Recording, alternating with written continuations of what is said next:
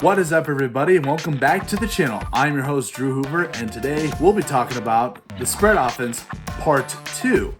And in last segment, we talked about the air raid version of the spread offense, and today we'll be talking about the option version of the spread offense. If you haven't subscribed to my channel yet, please click that subscribe button. Also, if you have any graphic design needs, Anthony Garcia is your man.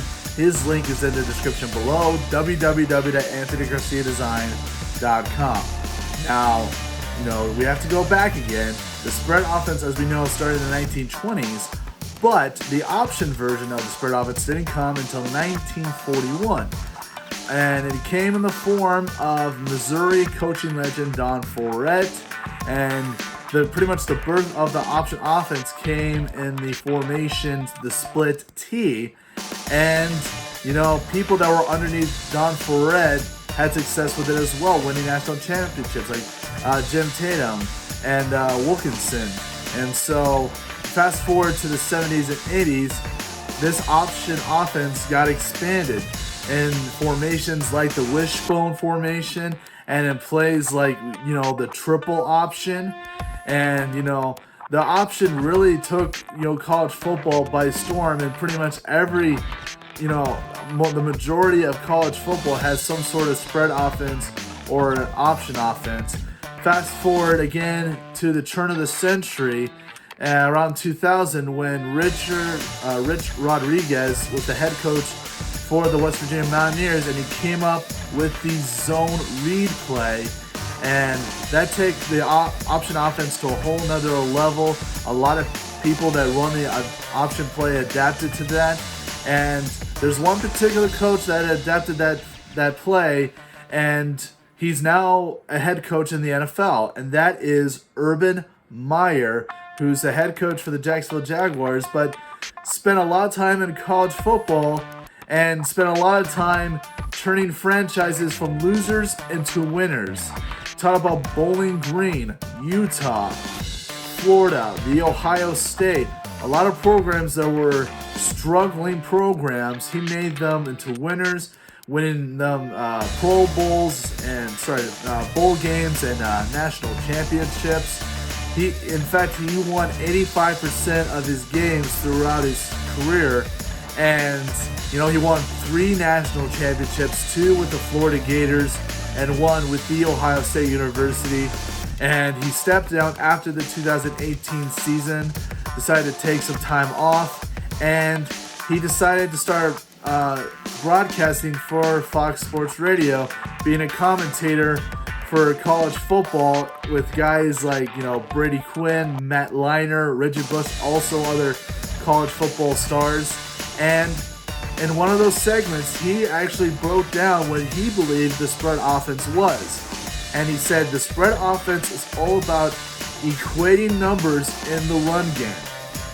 Obviously, this is contrary to the air raid spread we talked about, where like I said, passing 65 or 75% of the time.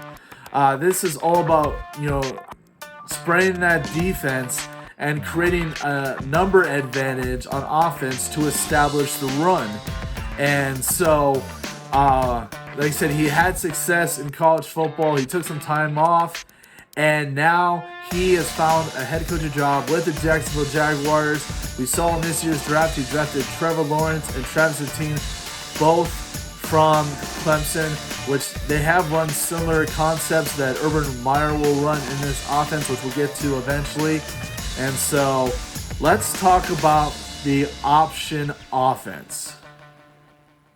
Now, usually what I would do is I would pick a play out of a playbook, go through the terminology and the name of the plays and whatnot. But I just want to go piece by piece so that we could all understand what the zone read is all about.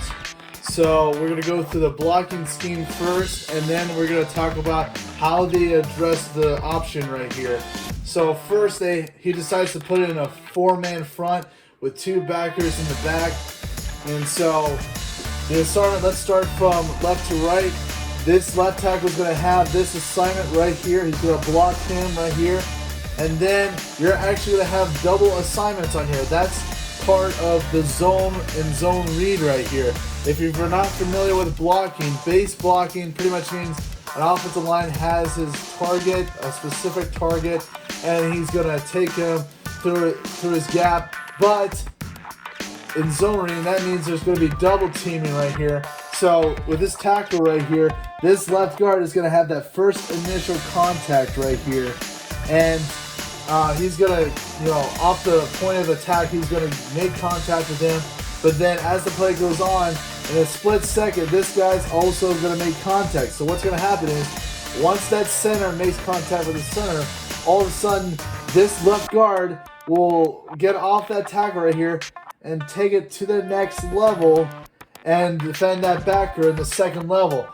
And like I said, we haven't discussed a lot of run concepts right here in the segments, but when you talk about second level, first level is obviously the line of scrimmage right here. If you can control the line of scrimmage, you can control how the play turns out.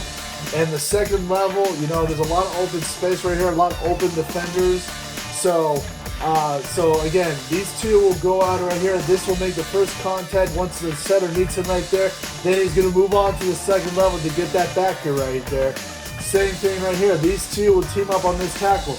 This right guard will make a first initial contact.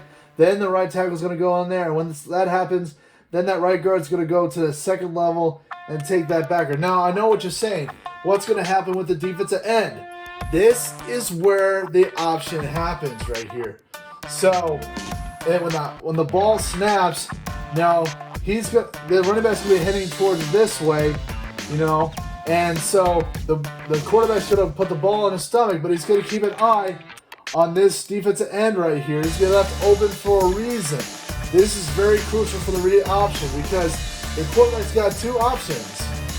Either the running back takes him for himself, and he's going to run it through the B gap between the left tackle and the left guard, or he's going to take him for himself and go across the other side of the field. Now, this all depends on what this defensive end does. If he looks at this play right here and decides to go downfield, then that's your cue to go take this to quarterback for the keep him to himself and run it across the edge right here. But if he decides to go upfield in this case and go after the quarterback, then he's going to hand it off to the running back right here. And again, take it up between the tackle and the guard. So a lot of this option right here is taking blocking the zone right here, focus on a key player right here. And like I said before, if he makes one decision, you make him regret it. So if he decides to go under and go after that handoff right here, you're going to slip that ball out and make him regret it and go off the other way. And then vice versa. If he's going to go upfield trying to get that quarterback, then you're going to make him regret it. He's going to go up too high, and then he's going to hand off to the running back. By that time, he's going to be playing catch-up. Let's do another zone play. Now here's what we have. The speed option. Again, we're going to go through the block protection, and we're going to go through how the option works. So we're going to start from left to right. These four guys will actually be going to the second level, so they'll be going up here for the blocks. And so the only guy that will make initial contact on the line of scrimmage is going to be this right tackle. He's going to make sure to get a good angle on him and guard that defense end. And here's why. The speed option is actually not going to be addressed within this box right here. It's going to be taken on the outside towards the sideline. So the quarterback will have the initial handoff. He's going to take it right up here and right beside him is his running back, and he's going to do the exact same thing. Here's why. When he's going to be doing this handoff, he's going to be running right here, considering how the pass protection is right here, this run block protection. If he's throwing out here, he might feel some pressure being chased from behind. Also, if you have a safety come out from underneath, he might see a safety or maybe one of these backers coming and barreling in on him. So this is where the option comes in. Let's say right here that the quarterback is starting to feel pressure. He knows he's about to get hit. Then what he's going to do is hand it off dump it off to his running back who's running right beside him. Now, be aware, if the quarterback, if anyone is past the line of scrimmage right here, he can't throw it ahead of him because then that's an illegal forward lateral. So what he has to do, if he hands this off, that means he's got to be throwing it behind him, dumping it off like this, and making sure that he dumps off to the running back who's right behind him to avoid an illegal formation or illegal movement right here. So, like I said, wherever the defender is, he's going to be barreling in. He knows he's coming. Quick drop off. All of a sudden, they don't see him coming. They think they've tackled the ball carrier, but he's actually dumped it off, and he runs it up towards the sideline. So that is what we call the speed option. And now we have the triple option. So for a play this big, that means we're going to need everybody to contribute. So let's start with our blocking schemes right here. This guy is going to take care of the corner. This slot wide receiver is going to take care of the safety. We'll get to him in a minute. This left tackle is going to block the end from the inside. And this left guard is going to block this tackle right there. Bless me. I might stick it in the video. Who knows? Anyway, and then this center is going to go after the backer on the second level right here. Then you're going to have the tackle take care of the defense tackle right here. And now we have the corner. This wide receiver is going to take that as well. So obviously, I haven't messed with this guy, the defense end, or the safety. These all have parts to play. So let's start with the first part of the option, which is what usually would be a zone read right here. So in other words, quarterback's going to look at this defense end like you would in any option play. He's going to be his number one priority right here. So he's got to choose. Either he's going to hand off to his running back, which, like the zone read, he's going to run it between the tackle and the left guard right here. Or if he decides, like I said, he's going to do that if he's going to go upfield. If he goes downfield, for example, then the quarterback is going to take it for himself. So let's say he goes upfield. Sorry, let's say he goes downfield right here and decides to take it for himself. He's going to slip right into here. And this is where the second part of the triple option comes in, because you got option 1 to hand it off to the running back, 2 to hand it off to yourself, keep it up there, or your third option, this slot right here, he's going to come in from behind. So as all this is unfolding in split seconds, as he decides to hand it off right here, he's going to be rolling around and waiting for the quarterback's decision. Either he's going to hand it off or keep it for himself. So if the quarterback decides to keep for himself, all of a sudden this play is alive right here.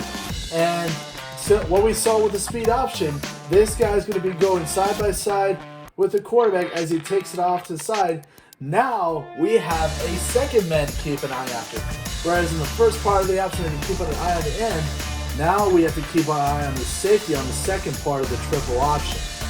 So, like a speed option, if he sees pressure right here, coming off the side, what he has to do then is dump it off to this slot right here, obviously without violating any lateral right here.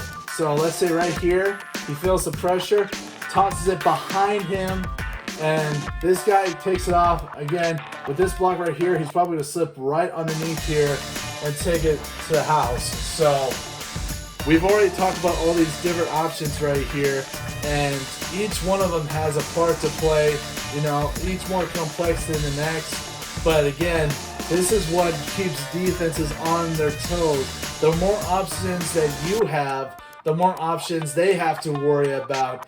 And sometimes they can't keep up with what the offense is giving. And so here we have the run pass option, or the RPO. In this case, this run pass option is going to be a bubble slant. Slants referring to X and Z running the slants. And then your slot receiver running this bubble route right here. Now, the run pass option that the quarterback has to decide. First of all, the run. If he decides to hand out to the running back, this is going to be a zone run on the inside right here. And Why does he decide to do that? Well, it all depends not just on this defensive end, but what he sees in this box right here. If there are 7 men in the box, which I've referred to defenses in either the 4-3 or the 3-4 in the past, then he's going to pass the ball. But in this case, there's only 6 men in the box, and you got these free safeties off the top. So if he sees only 6 in the box, the quarterback's going to hand this off to the running back all day, every day. Now let's just say, for example, that maybe one of these safeties goes down. Let's say the strong safety pulls right here, and all of a sudden you got a single free safety off the top. Now you got your 7-man box now, and now the quarterback feels comfortable passing right here. Now all of a sudden they're focusing on this nickelback right here. If the quarterback realizes that he's going to be sticking right there in the zone, the quarterback knows to dump it off to this slot wide receiver in the bubble. But if he decides to go after that slot receiver in man coverage, then he's going to find this wide receiver at the top of that slant route. And it's this kind of stuff that you're seeing more and more common in the NFL. Patrick Mahomes, the best quarterback currently in the NFL right now, runs a lot of run-pass option. Carson Wentz in Philadelphia ran this a lot. And I feel like this is going to become more and more common until eventually it's in every playbook in the NFL. So really, the spread option is really, keeping the defense on their toes, making them think. And honestly, the defense does not get a break. When you talk about all these advances that the offense has had in the NFL, I mean, when you talk about the defensive dominances from, the Legion of Boom to 2000 Ravens, even going all the way back to the 1985 Bears, it seems like offenses are finding more and more ways to advance the ball down the field, to keep the defense guessing, to cause that separation. And, that's why I don't think I think it's going to be a while before the defense can catch up to these option concepts right here. And even then, I bet there's probably something else from college football that's going to be brought in the NFL, and the defense in the NFL will have to learn all over again. And that has been the spread option, and we'll finally talk about our final segment about the pistol formation. Now, it's similar to what we were talking about today about the option right here, but a lot of what I've been saying is from the shotgun standpoint. The pistol formation, which we'll talk about in the next segment, tweaks a little bit, but makes a huge difference in how they approach that spread option. I'm your host, Drew Hoover, and have a good day, everybody.